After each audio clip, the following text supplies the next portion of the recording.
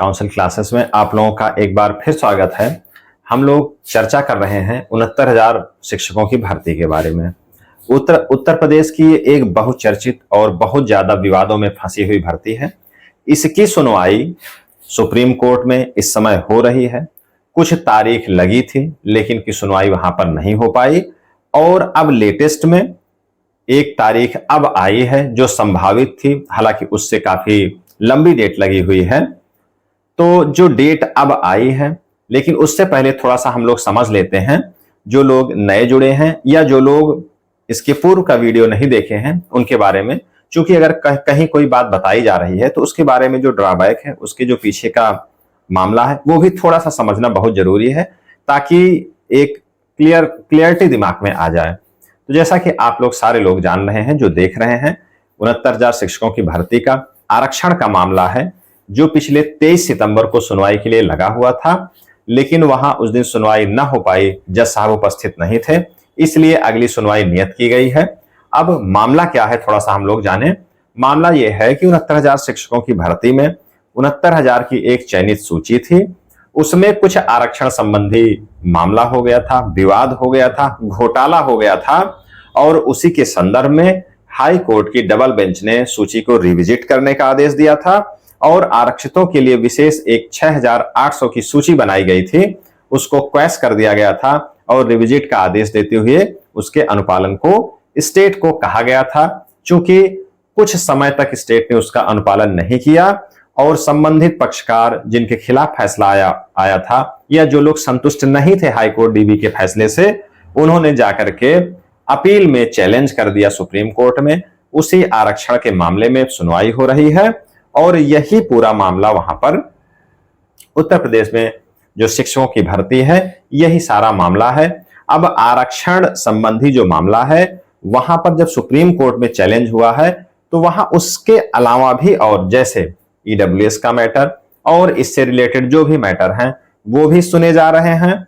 कुछ लोग उस सूची को बचाने के लिए पहुंचे हैं, कुछ लोग एटीआरई ओवरलैपिंग इसको चैलेंज करने के लिए पहुंचे हैं और जिनके पक्ष में फैसला आया था आरक्षितों के डबल बेंच से, वो उस आदेश को बचाने के लिए पहुंचे हैं सुप्रीम कोर्ट में कैविएट के माध्यम से।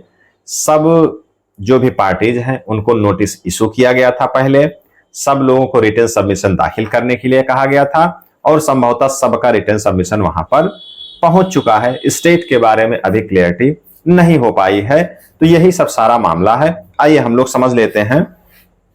जो डेट निश्चित हुई है सुप्रीम कोर्ट में 69,000 में आरक्षण वाला जो मामला है, मूल रूप से मामला यही है आरक्षण का। इसकी जो डेट है वो 15 अक्टूबर 2024 को निश्चित हुई है। हालांकि डेट थोड़ी सी लंबी है सुप्रीम कोर्ट के अकॉर्डिंग और जो मामला है उसकी गंभीरता के हिसाब से और जितने लोग इसमें पक्षकार हैं और जो भी स्टेक होल्डर हैं या जितने लोग इससे प्रभावित हो सकते हैं या जितने लोगों का इसमें हित जुड़ा हुआ है, उनके हिसाब से उनका इंतजार थोड़ा सा लंबा हो रहा है। अब बीच में जैसे सबसे पहले जब शुरू में याचिका लगी थी तो वहां 3 जजेस की बेंच थी और जब 23 सितंबर को मामला लगा तो वहां 2 जजेस की बेंच में मामला लगा था। चूंकि सुनवाई नहीं हो पाई, इसलिए अब 15 अक्टूबर को पुनः जो लिस्टेड हुआ है उसमें पुनः 3 जजेस फिर से हैं। चीफ जस्टिस ऑफ इंडिया हैं, मनोज मिश्रा जी हैं और जेबी पर्दीवाला जी, तीनों ऑनरेबल जस्टिस वहां पर इस मामले की सुनवाई करेंगे। जो नोटिस है, जो केस लिस्ट आई है, काज लिस्ट, उसको अगर आप देखेंगे तो उसमें साफ तौर पे लिखा है कि फाइनल डिस्पोजल के लिए मामला लगाया गया है। और पहले भी ये था, उस दिन भी जब पूर्व में सुनवाई हुई थी 9 सितंबर को, तो वहां भी चीफ जस्टिस ऑफ इंडिया जी द्वारा कहा गया कि इसको हम उसी दिन फाइनल डिस्पोज कर देंगे और ये स्टेटस में लिख करके भी आ रहा है कि फाइनल डिस्पोजल के लिए इसको लगा दिया गया है। चूंकि पिछले मामले में स्टे दिया गया था पिछली तारीख को कि जब तक ये मामला डिस्पोज नहीं होता है तो सुप्रीम कोर्ट के द्वारा स्टे दिया गया था, तो अगली तारीख तक फिर से स्टे यहां पर लगा रहेगा और राज्य सरकार ने भी कोई खास इच्छा अपनी जताई नहीं। उन्होंने ये कहा था कि हम हाईकोर्ट डबल बेंच के फैसले का सम्मान करते हैं और उसका अनुपालन करेंगे, और उस अनुपालन के क्रम में ये एकदम क्लियर है कि उसने अनुपालन का मूड बनाया था। इससे ये पता चलता है कि सुप्रीम कोर्ट में वो अपील में नहीं गए थे। निश्चित तौर पे वो अनुपालन चाहते होंगे, लेकिन इसका एक विकल्प ये भी हो सकता था कि थोड़ा सा अगर डिले कर दिया जाए तो हो सकता है जो संबंधित पक्षकार है वो सुप्रीम कोर्ट में जाकर के चैलेंज कर देंगे। तो स्टे वैसे भी चल रहा है, तो अब जो है राज्य सरकार वैसे भी अनुपालन कुछ नहीं कर सकती, क्योंकि अब कोई प्रक्रिया नहीं बढ़ सकता है। नोटिस सारी पार्टीज को इशू किया गया है, रिटेन सबमिशन लगभग सबने दाखिल कर दिया है। तो ये हाल फिलहाल की स्थिति 69,000 शिक्षकों की जो भर्ती है उसमें जो आरक्षण वाला मामला है उसमें यही है, और ईडब्ल्यूएस का जो मामला है अब इसी के आधार पे निर्धारित होना है, क्योंकि वहां पे डेट लगी हुई है। लेकिन अब फाइनल डिस्पोजल ये हो जाने के बाद ही ईडब्ल्यूएस का मामला भी सुलझेगा, और जो आंसर की वाला विवाद है उसका भी यही मामला है। यहां से जब मामला सुलझ जाएगा, चूंकि कंटेम्प्ट में वहां के अभ्यर्थी गए थे, तो वहां राज्य सरकार के द्वारा और संबंधित विभाग द्वारा यही आवेदन किया गया था, यही जवाब दिया गया था। चूंकि आरक्षण संबंधित मामला या 69,000 शिक्षकों की भर्ती का मामला सुप्रीम कोर्ट में चल रहा है, जब वहां से निस्तारित हो जाएगा उसके बाद हमको कट ऑफ की क्लियरिटी हो जाएगी कि कितना मिनिमम कट ऑफ रहेगा। उस हिसाब से हम जिनका नंबर घटा बढ़ा है उनको हम समायोजित करेंगे, उनको आगे के आवेदन में, आगे की प्रक्रिया में हम सम्मिलित करेंगे। तो यही सारा मामला है। लेकिन इसमें एक बड़ी महत्वपूर्ण बात यह है कि जैसे कि सुप्रीम कोर्ट में इतनी लंबी डेट नहीं पड़ती है, क्योंकि जैसे 9 सितंबर को पड़ा, फिर 23 को पड़ा। अगर आज के हिसाब से हम लोग देखें तो 15 अक्टूबर थोड़ा सा लंबा है और 20 दिन का लगभग समय है। चूंकि समय तो बहुत कम है, सामान्य तौर पे देखा जाए, जो मुकदमा देखते हैं, लड़ते हैं, जो मुकदमे के बारे में जानकारी रखते हैं, उनके हिसाब से समय जरूर कम है। लेकिन जो भी पक्षकार हैं, जो अभ्यर्थी हैं, उनको लगता है कि एक तारीख अब और बढ़ गई। जो चयनित हैं उनके लिए भी जो कुछ होना है, जो कुछ सिस्टम बनना है, वो सारी प्रक्रिया हो जाए, क्योंकि उनका मन उसी में लगा रहता है। जो अचयनित हैं, जिनको नौकरी पाना है, उनके लिए भी इंतजार, अब धीरे धीरे संघर्ष उनका बढ़ता चला जा रहा है।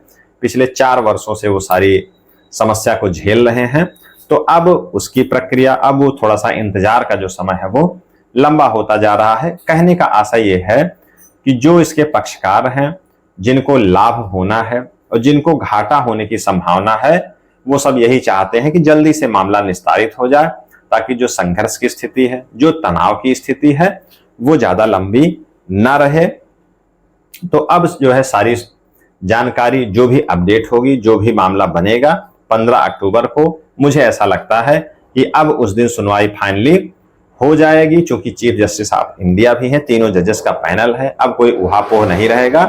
और आरक्षण संबंधी मामला है, तो निश्चित तौर पे उस दिन सुनवाई हो करके ये फैसला एक नजीर बने, ताकि अब आगे जो भर्तियां हो या इससे संबंधित जो भी अन्य मामले हैं, उनमें बार बार विसंगतियां ना हो। गलतियां अधिकारी करते हैं, शासन की भी जो मंशा होती है उसमें क्लियरिटी नहीं रहती है, विज्ञापन जो आता है उसके हिसाब से लोग फॉर्म भरते हैं, अंत में जो चयन होता है, जो सूची बनती है, उसका क्राइटेरिया बीच में अलग हो जाता है। तो शायद सुप्रीम कोर्ट के माध्यम से एक ऐसी नजीर बन जाए, एक ऐसा दिशा निर्देश बने, एक ऐसी नियमावली बने कि जो भी आरक्षण संबंधी मामला है उस पर एक क्लियरिटी आ जाए कि इन आरक्षण नियमों का आपको पालन करना है। तो ये दिशा निर्देश आ जाए तो आगे की प्रक्रिया में और इस प्रक्रिया में जो भी मामला लंबित है उसमें एक गति पकड़ ले, ताकि किसी पक्ष को ये ना लगे कि मेरे साथ अन्याय हुआ है और किसी का मामला ज्यादा सुना गया है या किसी का राजनीतिक कारण से हुआ है। क्योंकि उच्चतम न्यायालय से जो फैसला आएगा वही सर्वमान्य होगा, वही विधिमान्य होगा। अब चूंकि जिसके खिलाफ फैसला आएगा तो उसके अंदर कहीं ना कहीं थोड़ी सी शंका एक रह ही जाती है, लेकिन फिर भी न्यूनतम संख्या का जो भाव होता है वो उच्चतम न्यायालय के फैसले में परिलक्षित होता है। चाहे जितनी भी शंका हो, वो लगेगा कि कम से कम ही वहां है, क्योंकि वहां आस्था और विश्वास लोगों की ज्यादा है। तो अब अगले क्लास में हम लोग मिलेंगे, जो अपडेट होगी वहां पर, या बीच में अगर ऐसे कोई सूचना आती है, कोई अपडेट आती है, तो उसके बारे में हम लोग चर्चा करेंगे। और खास करके जो काउंसिल क्लासेस से संबंधित वीडियोस देखते हैं, खास करके 69,000 शिक्षकों से संबंधित। जो लोग हमारी जानकारी में आस्था रखते हैं, विश्वास रखते हैं, जो हम लोग तर्क चर्चा करते हैं उससे वो इत्तेफाक रखते हैं, उनके लिए हम लोग बीच में अगर कोई सूचना मिलती है तो जरूर लेकर के आते हैं। जिनको ये सब कुतर्क लगते हैं, जिनको मामला लगता है कि सब बकवास है, तो उनके लिए तो सभी चैनल खुले हुए हैं। वो स्वयं भी इतने ज्ञानी हैं तो कहीं ना कहीं से अपनी जानकारी को इकट्ठा कर सकते हैं। और अगर आप हमारा चैनल, हमारा वीडियोस, हमारी क्लासेस देखते हैं, अगर आप अपने तर्कपूर्ण ढंग से अगर कमेंट में लिखते हैं तो निश्चित तौर पे आपके सुझाव का स्वागत किया जाता है। जो हमारे समझ में आता है, जो हमसे बन पड़ता है, जो मुझे लगता है इस भर्ती के बारे में, जो आगे की कार्रवाई होनी है उसके बारे में, अपनी समझ से मैं निरपेक्ष होकर के कहने की कोशिश करता हूं और कमेंट में निरपेक्ष होकर के लिखने की कोशिश करता हूं। तो ठीक है, आज की क्लास हम लोग करते हैं यहीं समाप्त। मिलते हैं हम लोग नेक्स्ट 69,000 से संबंधित कोई अपडेट लेकर के। धन्यवाद।